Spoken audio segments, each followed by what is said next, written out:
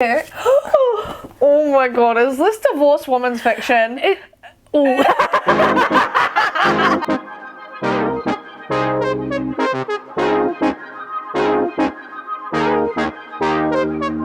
back. Time for another book prompt.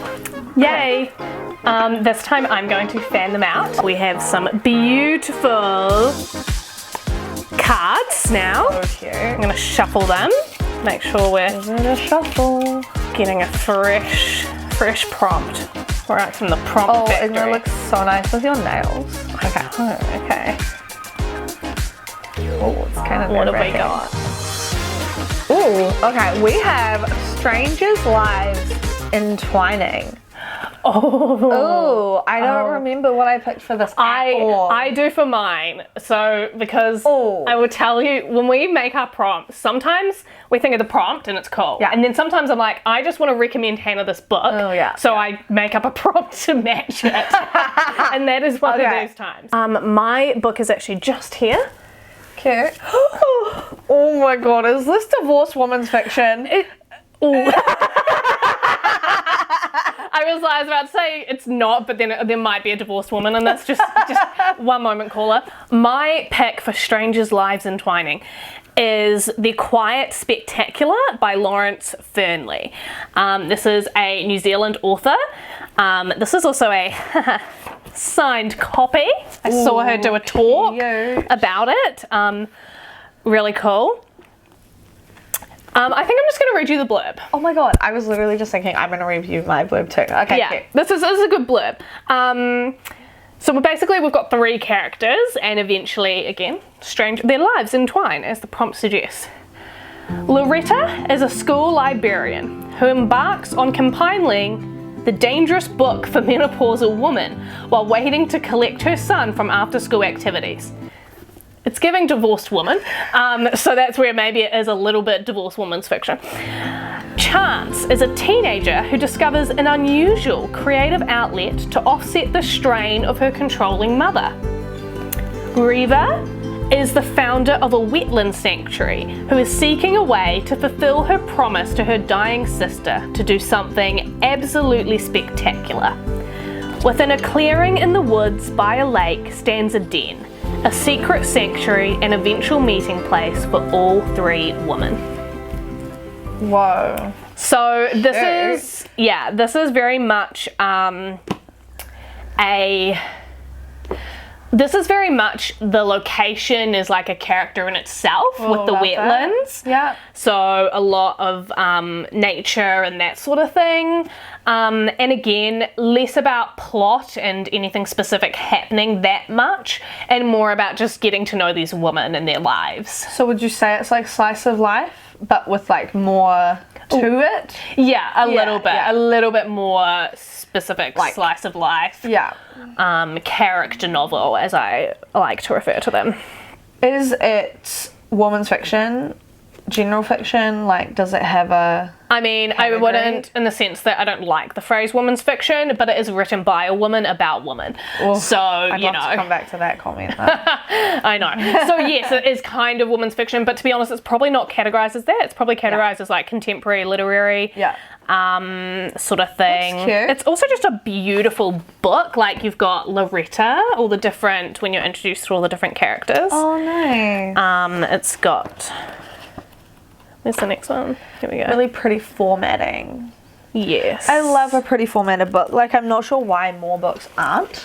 Yeah, it feels like a wasted opportunity. I'm like, is it a money thing? So like there's Reva's section opening up. Yeah, that's so cute. Yeah. Really excited for you to read this. Yeah, me too. I'm excited as well. So switching gears a little bit, this is a dark romance.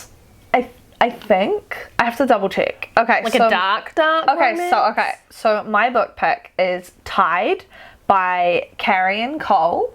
So it's book 2 in like a standalone series. So each book is a standalone. She's never done like a third book. It's just 2 books at the moment, and they're both 5 stars to me. I'm like, give me another book. So I really loved this. I'm gonna read the blurb.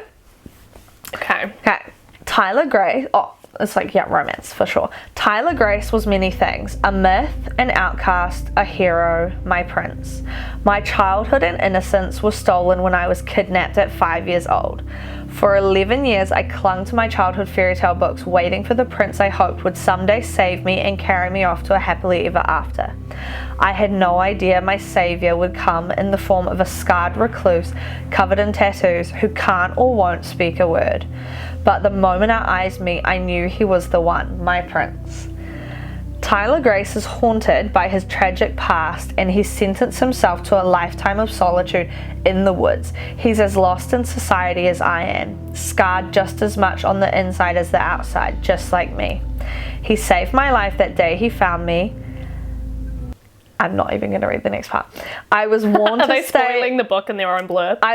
They do a lot. This is my problem. I was warned to stay away from him, but I can't stop thinking about him. Gonna leave it there. Oh. Right, so it's dark romance. Yeah, this but seems just sad. I know. It's emotional. It's emotional. The thing is, like, okay, I read it a long time ago. Can't really remember specifics, but, like, he's certainly not a bad guy in any way. It's not that kind of dark romance. He's possibly morally grey in that he's freaking, like, traumatized as very, like, it says in the blurb, scarred. So he's definitely not, like, jolly cinnamon roll. He's like a broody hero. He's certainly not the bad guy. And so they're both very traumatized individuals, and their lives intertwine.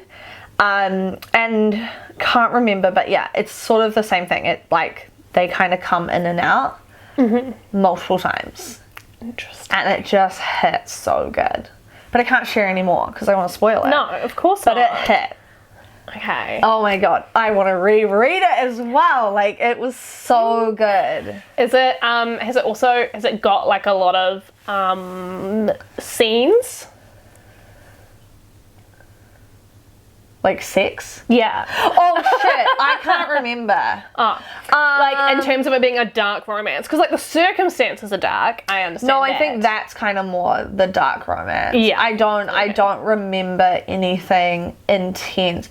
This is the thing, right? Like, what do people define dark romance as? Because to me, dark romance is not just purely like kinky dark sex, because you could be contemporary as in your day-to-day life, but your like bedroom activities are dark. Like, but that's not a dark book to me. That's a contemporary book with kink. To me, a dark romance is the encompassing, like, their lives, they're fucking sad as shit. Like, both of them, right? Like, this is not a happy time. Like, it's dark. I don't want to be either of these people. Yeah. And it's them coming together. And it's really, I found it, and this will be interesting because I did read it a while ago, I found it really satisfying, the ways in which their relationship, like the connections that they had that they didn't know they had, like, it was just really enjoyable because it's giving small town vibes as well a little bit. Nice. Yeah. A little bit different to your book. Yeah, so, very different. Yeah, I'm excited though.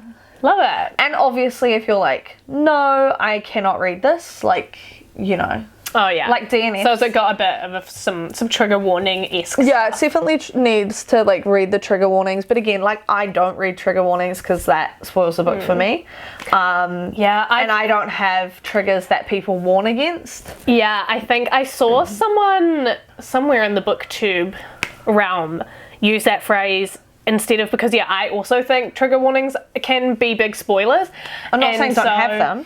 Yeah, I think sometimes it's better, instead of saying like, oh, this book has triggers for XYZ, it's almost like you need to look at trigger warnings for this book, and then people, if they know, can go and figure out. Yeah. So like things that trigger me, no one ever warns for. This is the other side of trigger warnings. Like, I cannot read breastfeeding women. I cannot, like, I've DNF'd books because of it. No, like romance, like in romance.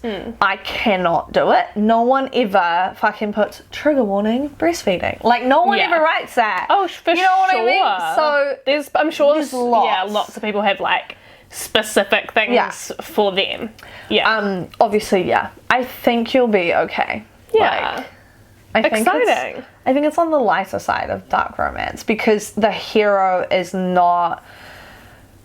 He's definitely not perfect, but he's not the. It's not the bad guy. He's not the bad guy. He's struggling, but he's not the bad guy. Whereas there are obviously dark romance where it's like he's a stalker, like. Yeah, like, Which I have not read. should he be in jail? Have I read a stalker romance? I don't think I have because I'm not sure I can get on board with that. Yeah. So yeah. Damn. Ooh, Okay. it's gonna be a. Very different books. All right, let's go. Love it. Let's go, like they say.